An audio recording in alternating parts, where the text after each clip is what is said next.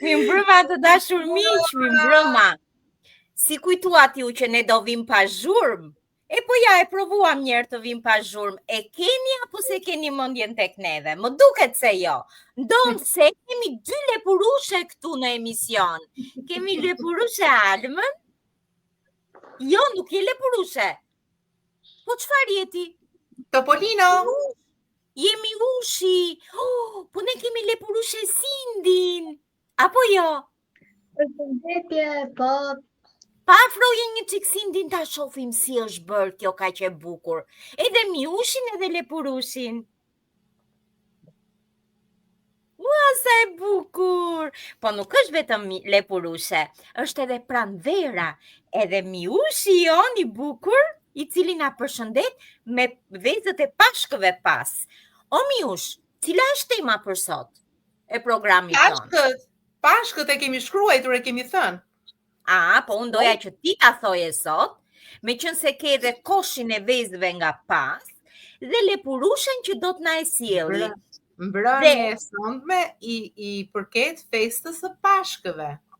Dhe lepurushja me siguri që na ka përgatitur diçka për të na thënë për fëmijët tanë, të cilët me siguri janë shumë kureshtar të dinë se çfarë është pashka, çfarë ka simbolik ajo, përse festohet kaq shumë, kush ka sakrifikuar që ne të ri për të rihemi edhe ne të festojmë kaq shumë dhe të na karakterizojë mirësia në çdo aspekt të jetës. Lepurushja jon diçka ka përgatitur, jam e bindur. Po, përshëndetje edhe një herë për të gjithë besimtarët, anë mban që sot kemtojnë një festë të madhe. Një festë ripërtëritje e ringjalljes shpresash, ëndrash dhe energjish. Shkurtimisht, për një fëmijë do të sjell një histori të vogël të pashkëve. Shumë kohë më parë, jetonte një njeri i mirë që quhej Jezusi. Ai ndihmonte të gjithë. Flinte për dashurinë, mirësinë dhe Zotin. Shumë njerëz e donin, por disa të tjerë nuk e kuptonin atë dhe nuk e pranuan. Një ditë, Jezusi u dënua padrejtësisht dhe vdiq. Miqtë e tij u trishtuan shumë, por pas 3 ditësh ndodhi diçka e mrekullueshme. Jezusi u ngrit përsëri në jetë.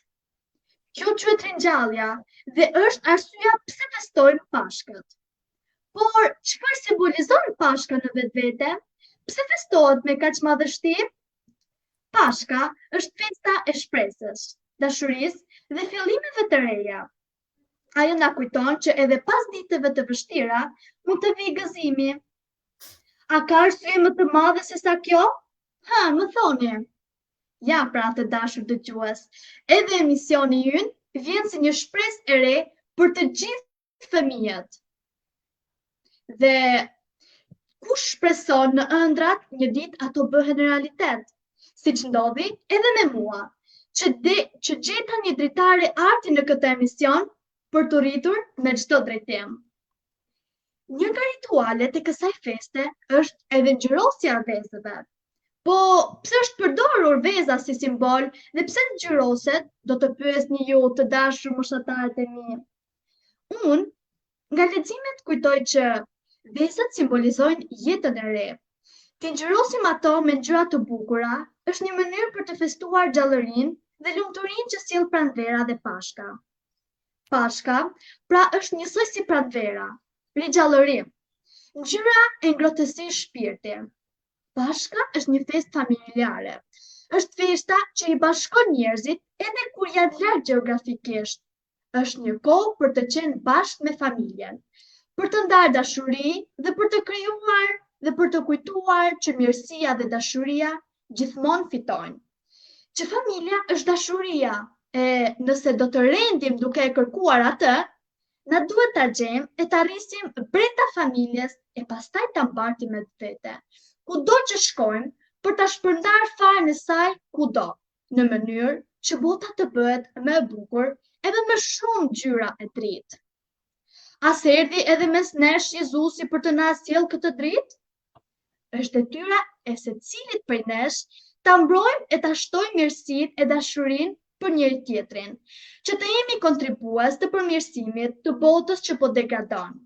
Sot, duhet të zgjohemi nga letargjia e të frymojmë drejt shpresës së re, drejt rilindjes, në një ditë të re plot shkëlqim. Është kjo sotmja, për të reflektuar brenda vetes e për të eksploruar drejt rrugëve me të njëjtin shkëlqim drite, një prej të cilëve është edhe ky emision që dita ditës shton shkëlqimin e saj. Me pjesëmarrës së të ri. Eja dhe ti, ndriço bashkë me ne. Falenderoj Teta Mozën për këtë hyrje kaq të gjetur për këtë festë. Faleminderit. Faleminderit Cindy që ti e tholle kaq bukur dhe e tholle në një lloj interpretimi që na mbajti të mbërthyer aty. Unë ndoshta tekstin edhe e kisha harruar se çfarë kisha shkruar, por mënyra se si ti e sjell notat interpretative, tonaliteti i dur të bën që të hysh në thellësinë e mendimit të kësaj feste të madhe. E në fakt fëmijët tanë të dashur miq jo vetëm që janë bashkëpunëtor, por ato janë edhe krijues të mirëfillt. Un kam një shkrim të shkurtër të Kesit. Po mund të vësh pik diku? Po unë nuk vë pik kur bëhet fjalë për fëmijët. Sepse unë ndërkohë doja t'ju falenderoja të dyjave. Kërkoj ndjes.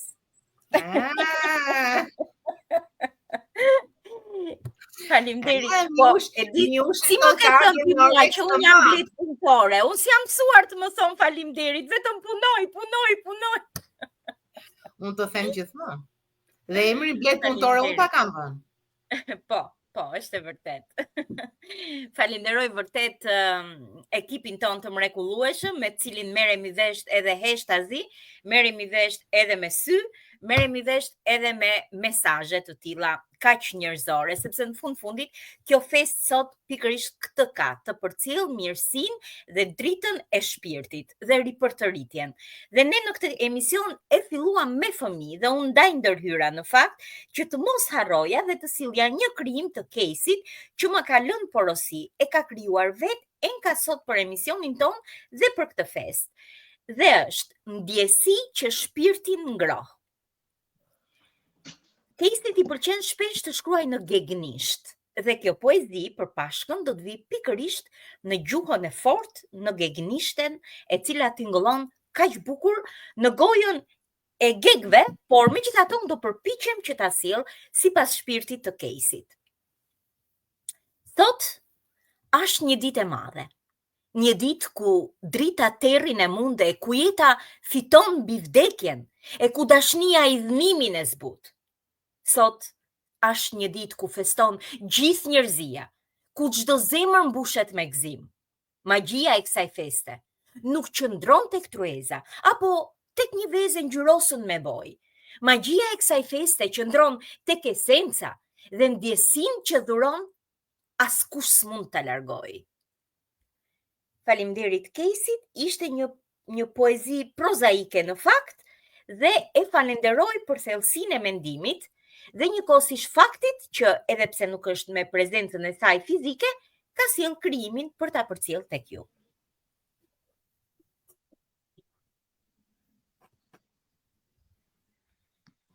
Suzana dhe Shqiponja nuk duhet të më mërziten sepse shpesh unë bllokoj edhe zërin tim, kështu që duhet më kuptoni. Të falim, të falim. Në fakt po thosha që ne sot kemi ardhur të gjithë me krimet tona. Flasim gjithmonë për rreth Pashkëve. Atëre, me që Suzana, do vazhdoj Suzana me krimin e saj. Suzana mund të sjelli eksperiencën e saj se si festohen Pashkët në Amerikë, pastaj edhe Shqiponja do të na tregoj sot ka qenë një festë e madhe dhe në Korçë, me siguri diçka aktualisht mund të na sjelli nga qyteti i shenjtë i Korçës për këtë festë të gëzueshme dhe pastaj të kalojmë te krijimet tona. Si thoni? Unë do t'ja lë radhën Shqiponjas. Teta Shqiponja ke mikrofonin vetë mbyllur, s'ta ka mbyllur unë se rralle. Ti më mbylle. Mirë, nuk ka rëndësi, ndodhin defektet kur jemi në live, do më thënë, bëhen ca gjëra që as vetë si dim, po unë se kam prekur të them vërtet. Moza mu drejtua që bëhet në Korçë. Që bëhet në Korçë, po pyetini po një na doli gjëvall. Si duket Korça sot ka qenë e pushtuar jo me korçarët, por me qytetarë të ardhur nga Çdo vit vinë nga shumë rreth, edhe nga Maqedonia, dhe nga Struga, dhe nga Ohri, dhe nga nga më larg akoma nga Kosova, vinë shumë e shumë. Unë e di se për vjet ishin gjithë ata, dhe nëse do të veni te pazari në Korçë aty tani që është bërë i ri dhe shumë i bukur, ka disa vjet që është bërë. Mrekullohesh vetëm nga që dëgjon gjuhëra të ndryshme dhe jo pe Korçë. Hebre lalke, çabere, më pe Korçë jeni apo pe nga ke ardhur. Do thënë nuk i dëgjon më këtë, dëgjon shumë të ndryshme dialekte. Megjithatë do bëja pak si reklam, ja vlen të vish për Pashkë, për Krishtlindje në Korçë, festohen madhërishëm, jo bukur, po madhërishëm. Unë për ditën e enjte të dafinave dola, them drejtë, mora një tuf dafina. Pasi mi pëlqente edhe eri dafinat shumë, i kishte qefës kur i zjenti mami në shtëpi, vjen shtëpia era dafinë. Dhe unë thash përshkoj për marrë një tuf. Mora dhe disa qiri që më duhen për t'i ndezur dhe vetëm kaq të ejten kam dalë, pastaj dje dhe sot nuk kam dalë, më jepni një ngushticë. Bëj gabim, bëj mirë, unë nuk mund t'i rregulloj me buton, i kam gjërat naturalisht siç më vijnë. Edhe do të thoja vetëm kaq që të vish vetëm këto 2 ditë të që festohen Krishti u ngjall dhe kur vdes dhe kur janë Krishtlindje, domethënë dhe kur janë Pashkët, është aq bukur sa mua më pëlqen tulem atje këm kryq në mes të sheshit dhe njerëzit janë aq të dashur në ato momente, se gjithë përqafohen, godazin vezët, rrinë së bashku, bëjnë muhabet aty në shesh, sa një herë gjuna o Zot po thoshja, sikur na hedhin një bombë për inatit, mos të zë gjëra të tjera, tash na fikën të tërve. Jo, po sot jemi në ditën e Pashkëve dhe ne kemi vetëm gëzim sot. Kemi krimtari pa fund për çpalosur. Dhe fëmijët me zor po presin të na dëgjojnë. Cili është krimi yt, Fonja? Në fakt unë kam një poezi që ka sjell për fëmijë, ka sjell Margarita. Edhe një tregim ëndrat e çuditshme të Stelës ose fabul si mund të thuhet. Është e almës patjetër. Do ta filloj me të Margaritës për respekt, që ishte edhe radhën e parë me neve. Është një penë e qetë e ëmbël, nuk mendohesh gjatë për t'i lexuar sepse ato vijnë vetë varg pas vargu. Atëre, duke falendëruar Margaritën që ma besoi mua, ma ka sjell vetë më duket, po në mos u gabofsha, po shumë duket. Pashkët erdhën plot ngjyra. Pashkët erdhën plot me dritë. Çdo fëmijë sot buzëqesh në shpirt. Vezët një nga një ngjyrosën pa përtim, të kuqe, të verdha, si lulet në fush me blerim. Zojsht këndojnë mbi deg të blershta. Pranvera ka mbritur me aroma të ëmbla, qëngji i bardhë në lëndin vallëzon, në nrezet e diellit kërcen e gëzon. Nëna gatuan me shumë dashuri, byrek dhe petulla plot ëmbëlsi, ndërsa gjyshja me zë të ëmbël flet. Pashkët janë paqe, janë zemra plot jetë. Fëmijët kërkojnë vezë të fshehura, në kopshtin në lule, në gjethe të bukura, dhe kur e gjejnë hidhen përpjet. E imja është kjo vezë, bro rasin plot jetë. Pashkët janë festa për shpirtin e mirë, të jemi të dashur, të pastër si dritë, të falim një buzëqeshje, një përqafim, se kjo është dhurata më e bukur në këtë stil. Shumë e vërtetë. As u thash sa bukur e shkruajnë, që sa bukur e ka shkruar. Margarita në fakt është një fabrik vargjesh.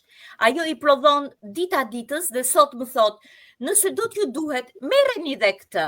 Ka bërë dhe një tjetër përveç asaj që i ka dërguar shqiponjës, dhe është pikërisht hojza dhe lepurushi i pashkëve. Pa ta dëgjojmë mirë ç'është kjo hojza. Interesant duket nga titulli. Në një lëndin me lule shumë, vrapon lepuri mbi një lumë. Mba një shport plot me vezë, ngjyra si ylber në mëngjes. I fshe me kujdes pa frikë. Posh një pemë pa rrezik. Ëmbël një bilbil këndon. Era e lehtë fshetas përgjon. Hojsa e vogël gjithkëzim vrapon si fladh në fluturim.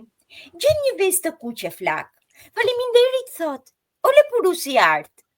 Pastaj hojza lart ngre syt, me zemrën plot e shpirtin dritë. Gëzuar pashkët, thërret me hare. Paqe për botën, dashuri për ne.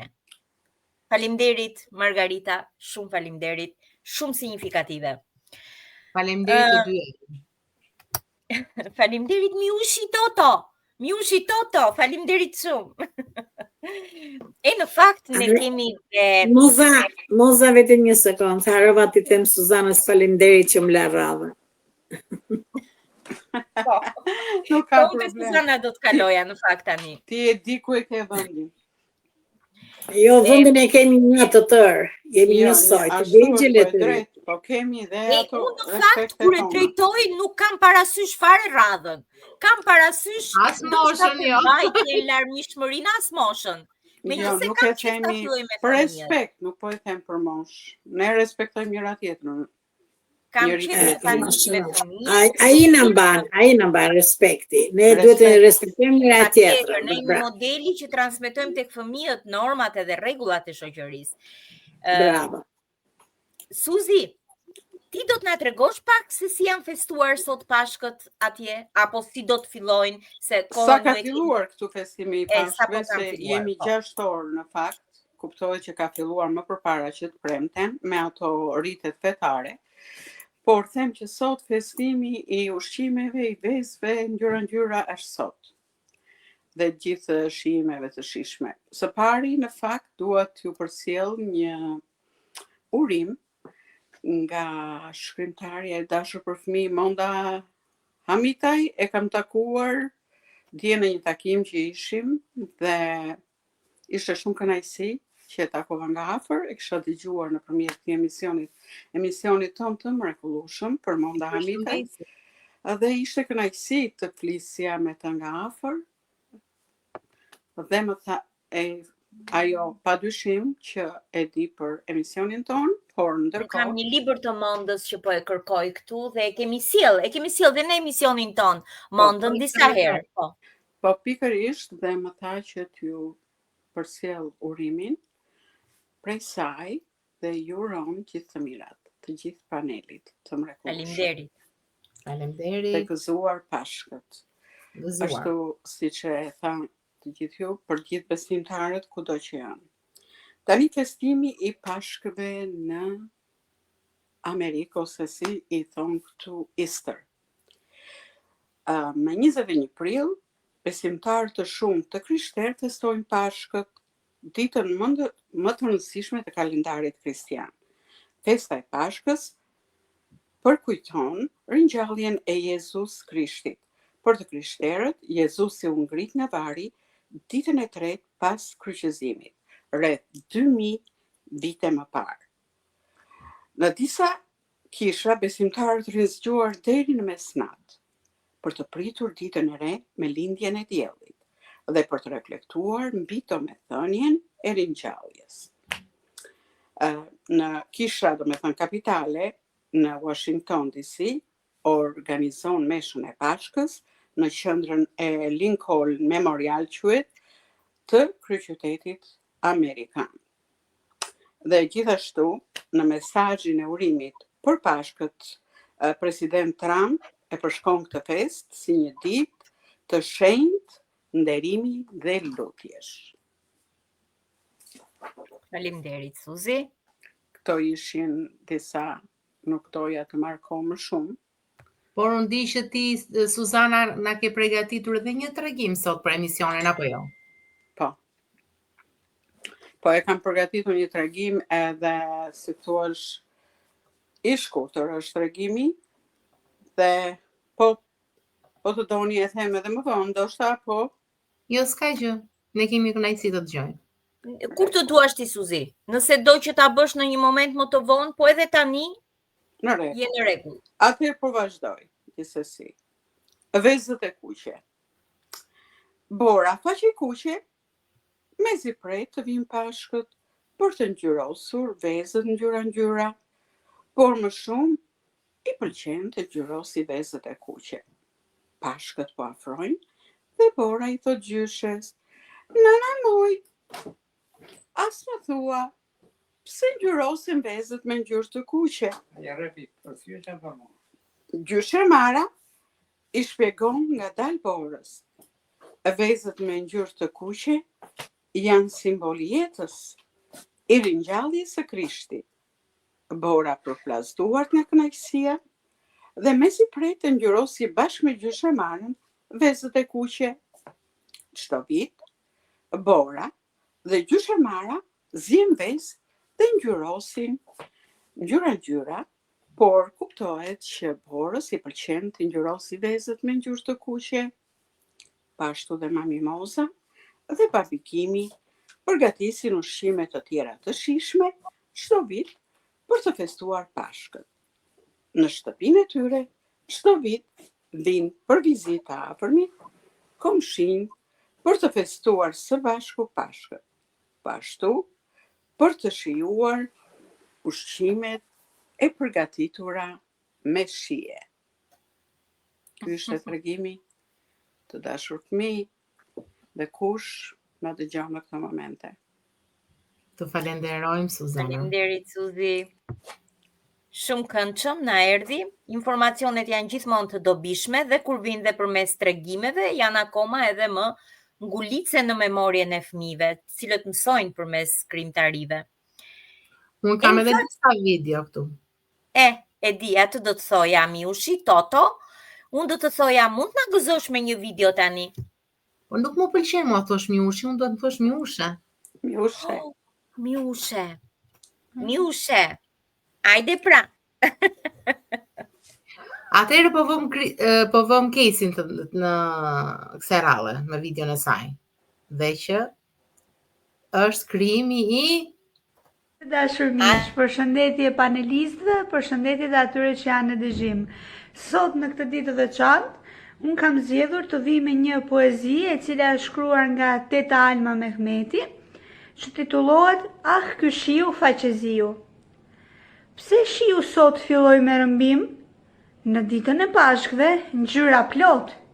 Vezët në shport rrinin mbi tavolinë dhe me urime mbushur një vazo plot. Unë kisha zgjedhur të verdhën vezë. Kur vajta ta marr, ajo ishte ngjyrosur. Shiu nga dritarja hyri pa ftesë, të gjitha surprizat ishin sosur.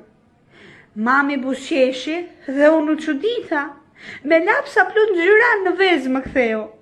Tani dhe mua mu largua mërzitja, aroma e festës në krah më rëmbeu. Luajtë me shiun dhe çokollatat I mbaruam, pse shiu erdhi pa pritur, me të nuk u zëmëruam. Faleminderit shumë Kesi që solle kaq bukur. E unë shoh lepurushen ton, e cila vërtitet me shikim sa ndej këndej. Diçka kanë kokën e saj të mençur, po si çka do të na e thot vet. Hajde lepurushe. Po, do të lexoj një vjersh që kam krijuar. Dhe titullohet erdhën Pashkat. Përsëri erdhën Pashkët, të gjithë duke festuar. Fëmijët mbledhin vezë me shporta në duar. Vezët ngjyra, fëmijët i gëzojnë. Vrapojnë në përlagje, shokëve t'ua tregojnë. Këto janë Pashkët tona, që sjellin veç gëzim. Të lumtur festojnë, o sa argëtim. Kush mbledh vezë më shumë, të gjithë po garojnë. Nga jugu në veri, të gjithë bashkë festojnë. Faleminderit. Bravo, Cindy. Bravo, Cindy. Edhe për fotot që ke dërguar, sa bukur e festoni festën e Pashkëve. Në mënyrë shumë origjinale, besoj në oborrin e shtëpisë së saj, me motrat, apo jo, Cindy? Këtu janë tek Daja. Po që jenë në një ambient familjar dhe vogëlushja është motra jote. Goca e Dajës. Shumë mirë, po ti do të na e bësh njëherë pjesë të emisionit. Shiko sa bukur kanë bërë dhe ëmbëlsira që janë të personalizuara me veshët e lepurushit. Sa bukur. Kush e di sa të shishme janë? Pa le kur bëhem nga duart e fëmijëve sa të shishme që janë, akoma edhe më të shishme. Teta Shqiponja, me siguri, Teta Shqiponja ka përgatitur dhe diçka tjetër, se kur e mori fjalën tha që ka 2. Cila është ajo e dyta? 2 ka. E dytën e kam nga... do bëja një vrejtje misore. Nuk është vrejtje, në fakt është nga dashamirësia më shumë. Cindy, edhe Casey, tashmë nuk jeni më të vogla. Mos thoni teta Alma. Alma. E ka në formën e respektit ato. Respektet mjafton që lexon poezinë e saj, që lexon shkrimin e saj. Teta Alma. Alma. Alma së është tetë, është çupere. Teta Shqiponja mos na ngatro kështu, sepse edhe unë që jam kaq e madhe, edhe komshiu ti them që mund të kem një 10 vjet diferencë, i them Xhaxhi. Sepse më vjen ti them në respekt.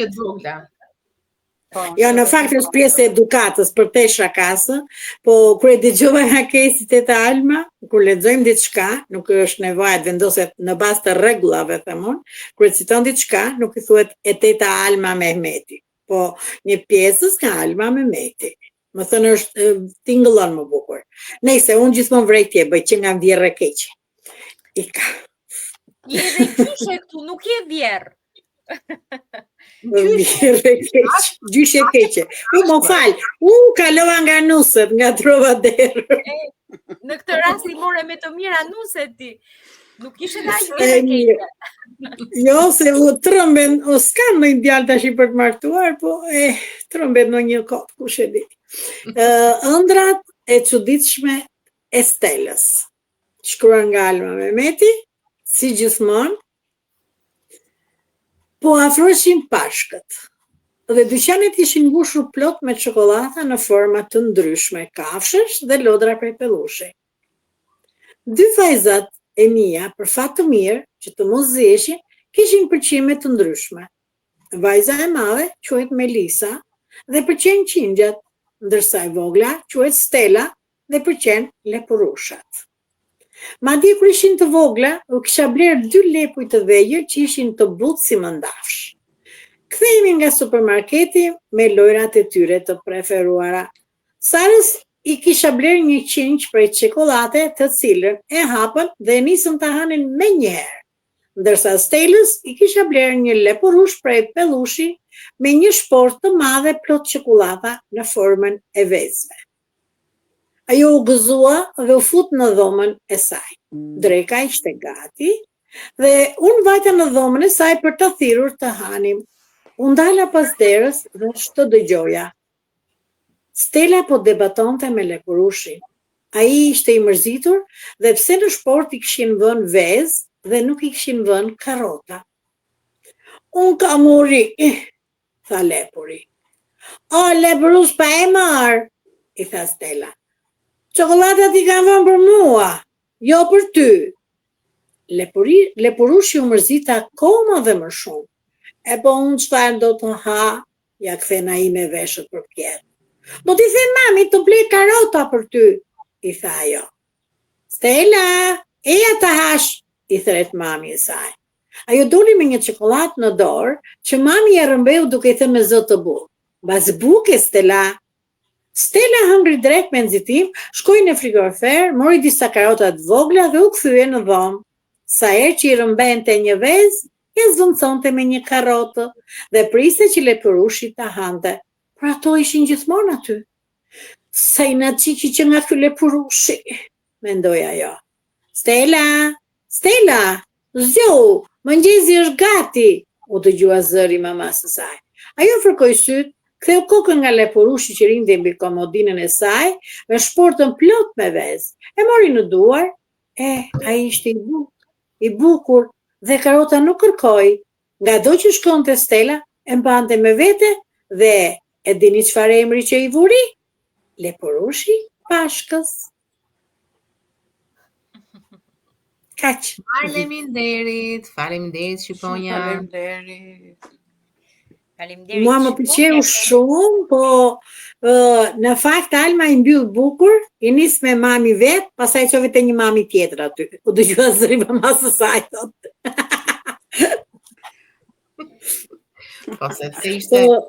Po sepse ishte në ëndër pra.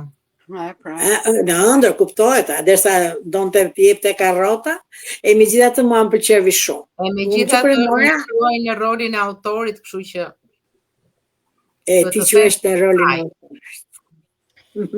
Jo, është shumë e bukur, më pëlqen. I thajon këndshëm. Në fakt do doja ndonjëherë në një pjesë nga të Mozës të lexoja. Moza s'm ka sjell ndonjëherë ndonjë gjë kështu, që bën shumë gjëra, po s'mi ka sjell. Nuk më beson. Do ta dëgjosh pas pak timen, sepse unë e kam mbaruar vetëm 5 minuta para se të filloj emisioni. Prandaj dhe nuk dija linkun. Janë zora dhe sekretin. Ja sa keq është nëna. Në fakt ishim me sulm këtë javë, të gjitha të krijonim krijimet tona për Pashkët. Unë se kam dëgjuar në fakt, po mund ta bëja një shumë të bukur. Edhe ke kohë ta bësh akoma dhe erën tjetër ne dëgjojmë. Po patjetër Pashka vazhdon, edhe mund të kemi Pashkë që e kemi shkuar. Jo, kam dy fabula në fakt për radhës tjetër, moza se të ndërprerë. S'ka gjë. Kam bërë kastile për t'i sjell direkt, pa botuar, s'mbëhet vonë të botoj. Mjafton të thonë në emision. Dërgo mua dhe tani e ta lexoj unë. Ekskluziviteti i këtij emisioni është që krijuesit i shfaqin si premier krijimet e tyre në këtë emision. Prandaj dhe fëmijët dhe është më mirë ta bëj si Teto Olga. Është dokument këtu, është dokument aty. Nuk lëviz, se vjedh njeri. Patjetër. Miushe, do nxjerrësh ti një video tjetër apo të filloj unë? Si të duash ti. Më mirë një video që të pushojmë pak. Dakord. Përshëndetje miq të dashur të emisionit. Unë ju përshëndes dhe ju uroj nga zemra gëzuar Pashkët. Shëndet dhe mbarësi në çdo familje. Sot do lexoj për ju një tregim për Pashkë. Është nga autoria Bona Abazi. Dikur në një fshat të vogël e të qetë, jetonte një vajzë e vogël me emrin Casey. Ajo nuk ishte lodra të shtrenjta, por kishte një zemër të madhe sa çdo zog ulej pranë prerit të saj të ngrohej. Një ditë para festës të Pashkëve, ndërsa Casey po mblidhte bar për t'i bërë fole një zogti të vogël, dëgjoi një zë të lehtë. A më ndihmon pak? Ishte një lepur i bardhë me sy të mëdhenj, si copa qielli. Kishte humbur vezët që duhej të shpërndante tek fëmijët e mirë. Casey nuk pyeti, por nisi të kërkonte me të në përpyll në për livadhe, gjersa gjetën një shport të mbushur me vezë shumë ngjyrëse. Lepur i qeshi i lumtur dhe i tha: "Ti ke një zemër që ndriçon si vezët e Pashkëve, prandaj kjo dhuratë është për ty." Dhe u largua i gëzuar. Kur u zgjua të nesërmen, Casey gjeti në dritare një vezë të artë ku mbi të shkruhej: "Gëzuar Pashkët ti zemër e bardhë." Që atëherë, thuhet se lepuri i bardhë i Pashkëve shkon vetëm tek ata fëmijë që ndihmojnë me shpirt si Casey. Vazhdoj me një poezi që titullohet Veza magjike, përsëri e autores Bona Abazi. Në një folez me barë të njom, u fsheh një vez, si yll në kohë, e ngjyrosur, si ylber me gas. Fëmijët kur e pan, i shkuan nga pas. Është vezë magjike, thiri një zë. Ajo sjell paqe në çdo shtëpi, tek fëmijët sjell lumturi. I puth nga dal, i përqafon, si puhiz në gjumi ledaton. Pranë saj erdhi një lepur i bardh, me karota në duar dhe një shall të ardh. Gëzuar Pashkët, tha, e u zhduk ai, por në çdo zemër që takoi, duroj buk, ver dhe lumturi. Ju falenderoj nga zemra dhe ju uroj vazhdim të mbar. Dhe ne të falenderojmë ty, Mimoza Ajdhoni. E në fakt jo vetëm Unë e gatshme. Po, pa tjetër edhe Bona Abazin, mësuese Bona Abazin, e cila është gjithmonë në dispozicion të këtij emisioni dhe njëkohësisht kaq bashkëpunëtore dhe ndërvepruese edhe gjatë kohës që emisioni është live. Se shoh që ka dërguar disa mesazhe, të cilat Cindy tashmë është momenti të sjell disa prej tyre dhe t'i lexojmë për transparencë dhe në respekt të gjithë dëgjuesve në këtë moment që janë me ne. Po, në fakt kemi disa mesazhe dhe mësuese Bona Abazi na thot: Mirë mbrëma. Po, e kemi mendjen tek ju.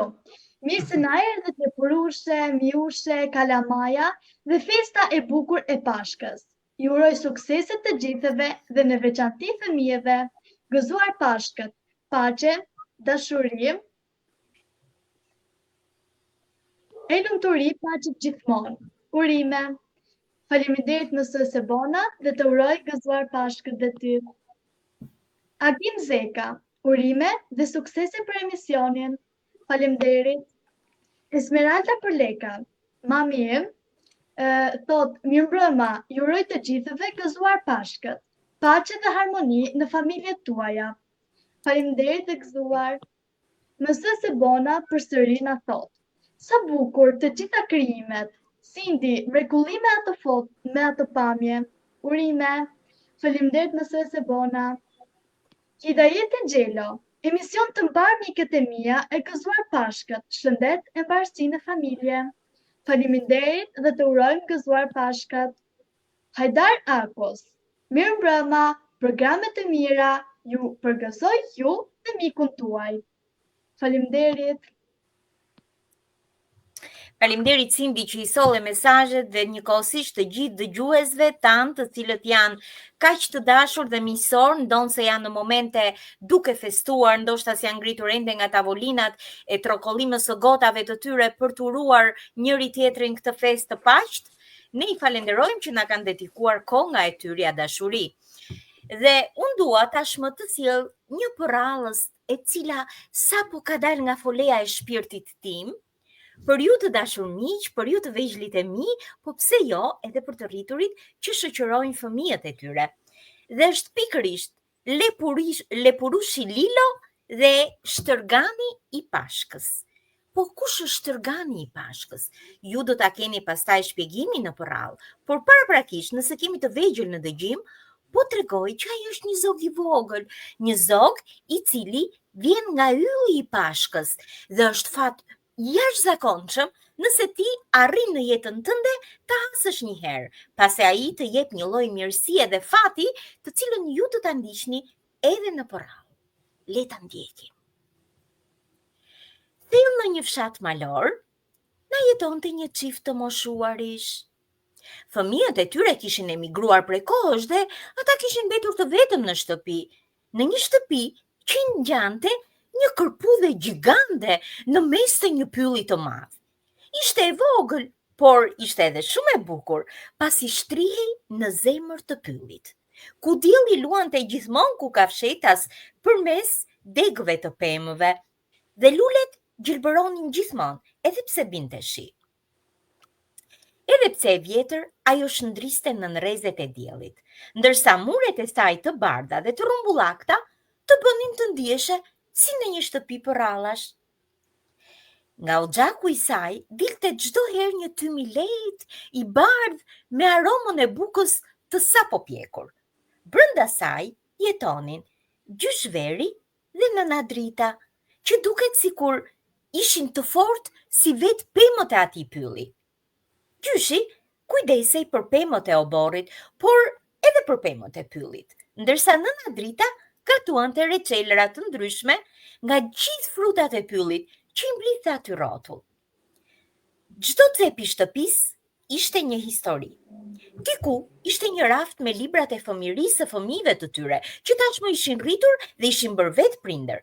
Diku në një qoshe tjetër, fotografitë e vjetra të pemës familjare. Në një kënd tjetër, të quajtur këndi i koleksioneve, gjyshi kishte ruajtur sendet e vjetra dhe pullat e vjetra.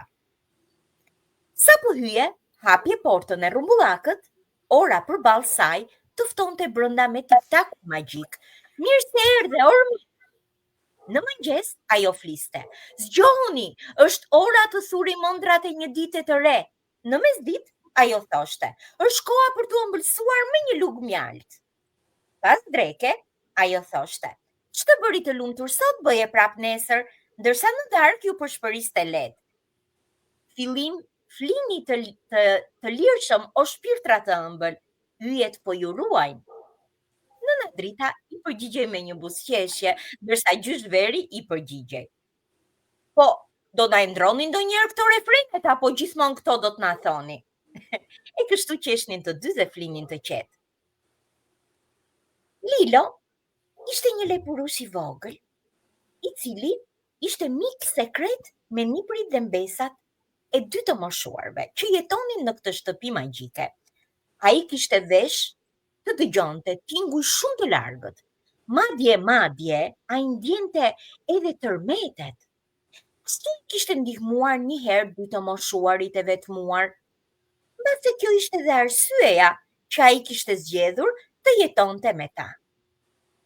Por si ua kishte shpëtuar jetën një herë, kur një tërmet i fuqishëm kishte shkaktuar dëme të mëdha në atë zonë.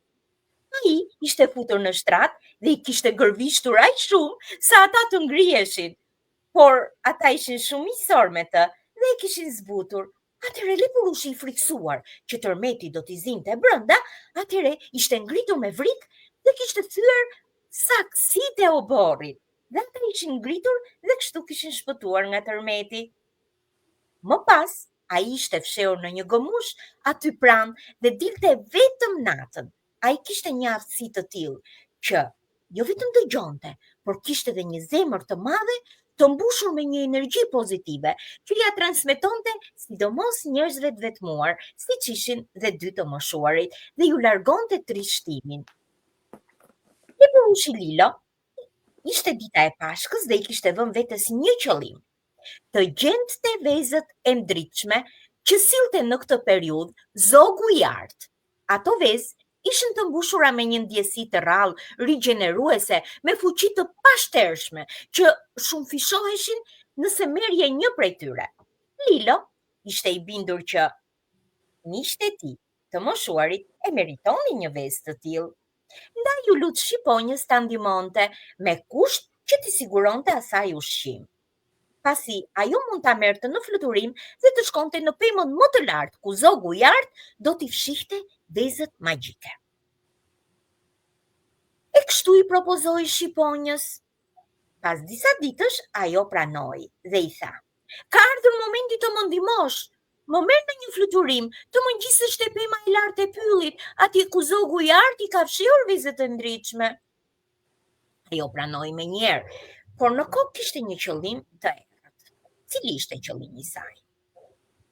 Atë ditë Pashkësh, livadhi u boshatis nga lulet, sepse të gjithë i morën dhe zbukuruan ato koshat e kanistrës që ishin plot me vezë, zbukuruan dhe bën kurora për flokët, por bën edhe zbukurimet e shtëpisë. E këtu, ai u zbulua nga gomusha ku ishte fshehur, dhe i tha shqiponjës: "E po erdhi momenti, të fluturojmë tani." Shqiponja pranoi menjëherë: "Sa mirë, sa më erdhi koha më shpejt që unë ta hak të lepurush." E kështu, menjëherë u ngrit vërtik në fluturim.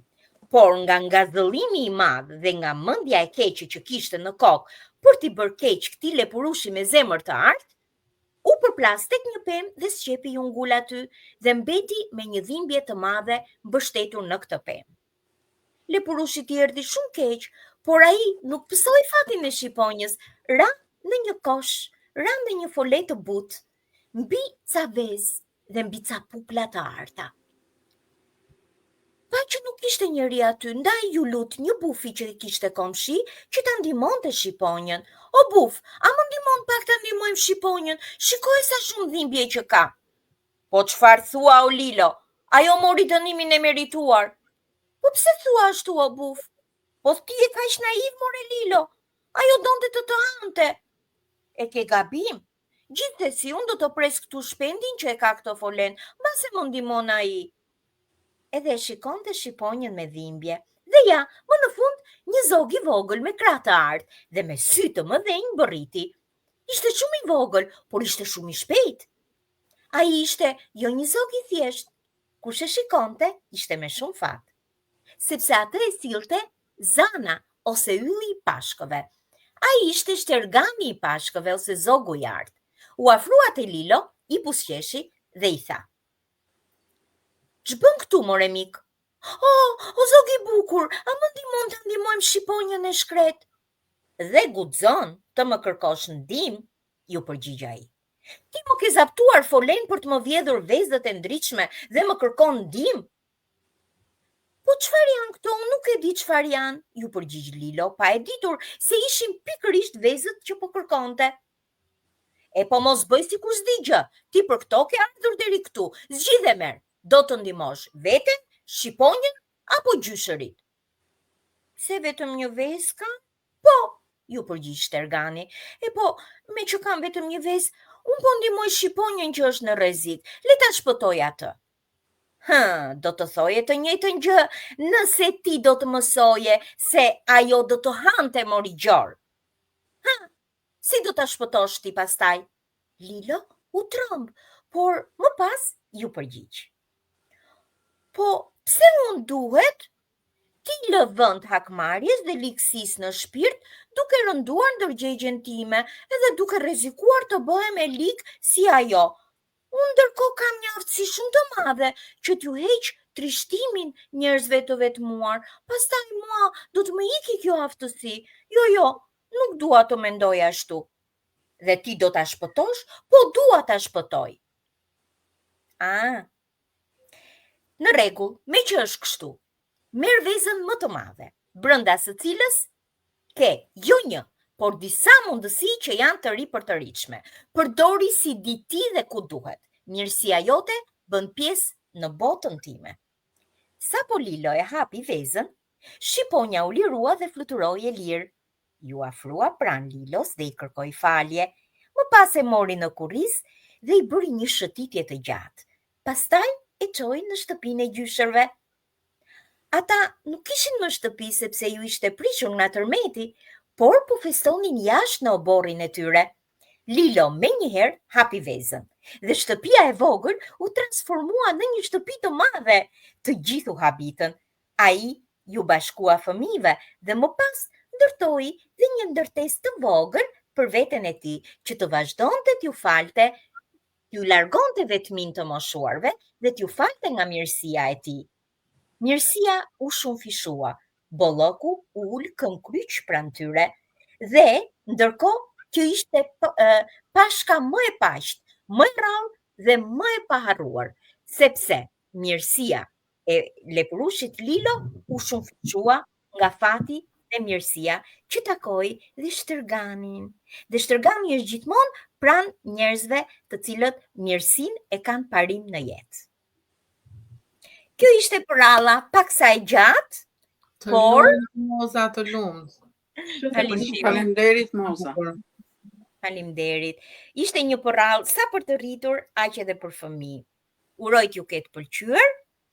Dhe njëkohësisht të kemi kapur fabulën e saj që mirësia duhet na karakterizojë në jetë që të marrim shpërblimet e duhura. Ndoshta jo gjithmonë ndodh që marrim shpërblimin, por ne tregojmë që përmes veprave që bëjmë, ne tregojmë se kush jemi. Apo jo Lepurushe? Po, unë dua të... Apo jo Miushe? Miushe, kishe diçka për të thënë? Unë gatarova me Lepurushën, unë. Shiko, kësaj rallë, Bona Bazi, është bashkuar me ne, e ka marrë kurajën, dëgjojni pak. Thashtë të karë në panel. Ja. Përshëndetje Kalamaja, përshëndetje dhe ju, teta Alma, teta Moza, teta Zuzana dhe teta Teuta, por përshëndetje dhe ju në Shqiponja. Ju uroj gëzuar Pashkët, paqit se më shumë paqe e lumturi në familjet tuaja. Unë sot kam ardhur me një gjëgjës, të shohim kush i gjen i pari. Jam me rumbullakët, por s'jam top. Ngjyra kam shumë, por nuk jam ilber. Më vendosni çdo muaj prilli në sport, kush nga ju fëmijë më gjen. Faleminderit. E të gjua. Të themun, si me vogla. Bravo, Bona. Vërtet shumë e bukur. E gjetët Kalamaja, e gjetët apo ta thot në Shqiponja? Ja, jo të ta femon, ti të ta femon. Mirë, thuje. Është vejza. Faleminderit. Atëherë, teta Miushe, kemi prap video, e di. Nuk do ta mbyll, jo, kemi kohë akoma. Hapjani mikrofonin Sindit, që ja keni mbyllur. E kam mbyllur vetë. Apo e mbyll vetë Sindi, e mbyll vetë. Që të thonë ju, se s'jam unë, a i Miush i keq. Njerë, por e bere, jeke. Ke sjell ti një interpretim. Jo, unë do ta bëj live, se do të justifikoj këto veshët që ka vënë. Hajde, se me zor po pres.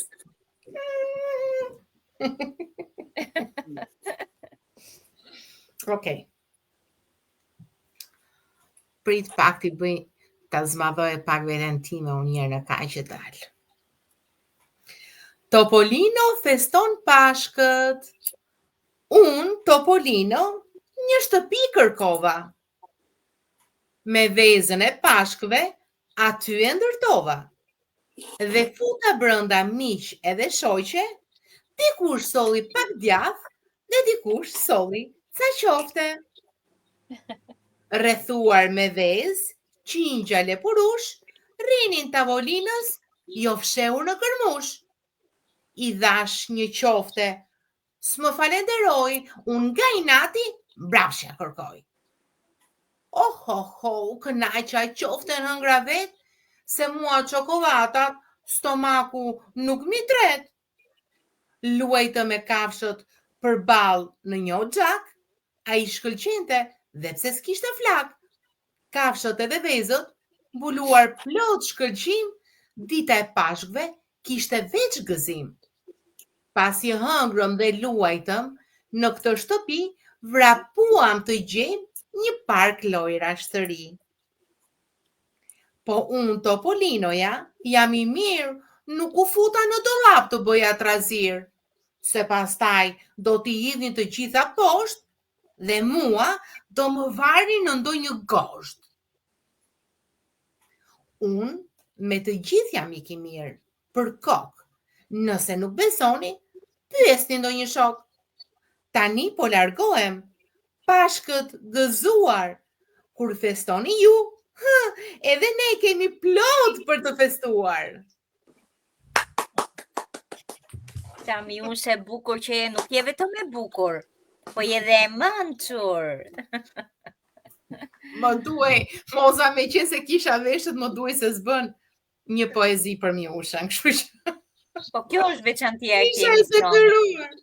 Jo vetëm veçantia, por edhe privilegji i fëmijëve për të pasur një spontanitet kreativ të çastit në këtë formë. Nuk ku e gjen tjetër, në cilin emision e gjen tjetër, më thoni. Prandaj edhe ti në fillim tha, eja dhe ti lër shkëlqimin tënd, merr ndriçimin dhe kujtimet e tua nga ky emision. është një natë magjike dhe në fakt unë do doja që ky emision të kishte më shumë fëmijë, por për shkak të impenjimeve të festës me familjarët e tyre, ato nuk janë prezent, por ne do të kemi akoma dhe më shumë miqë e mysafir anë mban nga gjithë vendet dhe trojet jo vetëm të Shqipërisë, por edhe jashtë Shqipërisë, se aktualisht kemi edhe Almën edhe Suzanën që i kemi jashtë Shqipërisë. Por kjo nuk përbën asnjë lloj diference. E rëndësishme është që ne mblidhemi bashkë për një mision të përbashkët atë që kemi thënë, që është edukimi përmes arktimit të fëmijëve tanë. Dhe sigurisht modelet që ne transmetojmë janë këto. Ne bëjmë art të pastër për të treguar që spontaniteti është arma më e fuqishme e secilit, dhe nëse fëmijët do të jenë spontan, do të jenë edhe më të sigurt në vetvete. Apo jo, Cindy? Po. Ti ke diçka tjetër për të sjellë për sot? Po, kam një porrall të shkruar nga Alma Mehmeti. Ta dëgjoj. Titullohet Dekoracionet e Pashkëve dhe Trimi Balo. Blerta, në pushimet e Pashkëve, ju kishte kërkuar prindërve ta çonin në një fermë ku kishte plot kafsh që asaj i pëlqenin, dhe prindërit nuk ja prishën. Ata, bashkë me vajzën e tyre, u nisën në fermë ku kishte plot kafsh, livade dhe vreshta. Ishte vërtet shumë bukur. Atje, gatuhej me prodhimet e fermës dhe dritarët e hotelit të dhuronin pamjet që të mbeteshin në mendje. Mëngjesi atë ditë nisi aq i bukur. Në vend të zilës të zgjimit këndonte një këndes, që me zërin e tij thoshte: "Mirëmëngjesi! Mëngjesi është gati! Ki ki ki!" Të tre spritin në restoran, kamarierja ishte e mërzitur, sepse një dhelpër i kishte prishur vezët, plastiket e dekorimit. Dërsa diku më tutje, një lepur rinte mbi dy këmbë dhe kërkonte të kapte karrotën plastike më të madhe që e kishin vënë për dekorim. Çudi mendova, edhe kafshët din të zgjedhin më të mirën? Vërtet më erdhi çudi. Mbi tavolinë atë mëngjes, vezët e zjera erdhën ngjyra. Madje edhe disa qingja i kishin bërë me bojë. Djehe aron feste, me vete kishin marrë edhe balon. Mikun tim më të mirë që nuk ndaheshim kurrë. Tek po bënim një shëtitje, Palua pa një lepur që po vraponte dhe nisi të gjëmoj. Lepuri u fshe në një gërmush pranë hyrjes së lokalit, ku qëndronte një lepur statuj. Palua ndaloi dhe ju ofrua. I qëndroi pranë sikur dorë të thoshte: "Po tani, nga do t'jam bash?" Por lepuri nuk lëvizi nga vendi. Me siguri Palua mendoi se ky lepur ishte trim, që nuk kishte frikë. Ndërkohë, nga gërmadha, doli lepuri dhe nisi vrapin për në shtëpisën e tij. Ne të gjithë qeshim kur pan fytyrën në hutuar të Balos, që nuk po kuptonte se çfarë po ndodhte. Ajo fermë ishte vërtet e çuditshme, sepse kafshët statuja dukeshin si të vërteta, sa edhe ne e kuptuam një dele skulptur në anë të livadit. As kalin në hyrje të fermës dhe as një gjel që rrite gjatë gjithë kohës në maj të kotecit. Por, gjeli vërtet, kur këndonte mëngjeseve, jepte mbi pemë. Në hyrje të vreshtës ishte edhe një skulptur, dhelpra dhe rushi. Blerta e çuditur pyeti prindërit: "Pse dhelpra ha rush? Unë kam dëgjuar që ajo është dinake dhe mishngërënse. Ha edhe vezë." Dhelpra vazhdoi të pyeste me sytë plot habi. Prindërit vun busën në gaz dhe filluan të tregonin disa fabula me dhelprën. Atë ditë në fermë ishin të paharruara, sidomos gjyrën që Blerta bënin me ponin e vogël. Por kjo nuk ishte hera e fundit. Ata do të ktheheshin sërish dhe këtë ja premtuan Blertës së vogël që u defroje aq shumë me kafshët në fermë. Cicërima e zogjve e shoqëroi makinën e tyre derisa dolën në rrugën kryesore të qytetit. Por veshët e Blertës i ruajtën për një pjesë të gjatë të rrugës. Ajo nuk pushonte nga pyetjet dhe rrëfimet. Faleminderit Cindy, faleminderit edhe motrave që ke përreth që duan dhe kanë kurajshin të dalin në emision. Pse nuk i bën dhe ato pjesë të emisionit? Le të vinë, le të shfaqen bukuroshet. Ato janë shumë krenare për motrën e tyre edhe për gjithçka dhe peshën që ti ke pasur sot në emision. Në fakt, ti ke pasur shumë ngarkesë dhe ato e ndjejnë energjinë tënde dhe pa çka ti tregon një lloj sigurie dhe je një shembull shumë i mirë për motrat e tua. Duhet të ndihen krenare për ty. Faleminderit. Atëherë, Miushe, nuk kemi më video me Sadiun, apo jo? Nuk kemi. Atëherë, duke qenë se jemi në një moment festiv që vazhdojnë akoma festivitetet e festës së Pashkës, unë nuk dua që të marr më kohën e familjarëve tuaj dhe kohën e miqve të cilët ndoshta do të dalin tashmë koha shumë e bukur dhe duan të dalin të festojnë edhe jashtë, pasi Pashka është një festë familjare, është festuar dhe kremtuar me ritualet e saj në kishë dhe pastaj në familje, por tashmë mund të dalin edhe të festojnë edhe rrugëve të qytetit për të qenë me shoqërinë. Kështu që unë do të doja që të falenderoja gjithë secilin prej jush për kohën dedikuar, të gjithë miqtanë të cilët bashkëndan mesazhet me ne dhe dy personazhet shumë të këndshëm të këtij emisioni, Miushen dhe Lepurushin, nënën e emisionit dhe tita Suzanën e palodhur që është gjithmonë krahashnesh dhe njëkohësisht Suzanën, faleminderit, dhe njëkohësisht Miushen tonë e cila bën edhe personazhin, por edhe mbulon pjesën më të vështirë që është ajo teknike dhe realizon një emision kaq të bukur, me kaq shumë ngjyra, me kaq shumë dashuri dhe një emision i cili është i pakrahasueshëm dhe mjaft mirë mund të them me shumë bindje i konkurrueshëm me shumë televizione. Moza, dhe duhet të themi që të vijemi në rolin e fëmijëve nuk është dhe aq komode për ne, sepse kemi vitet tona në kurriz.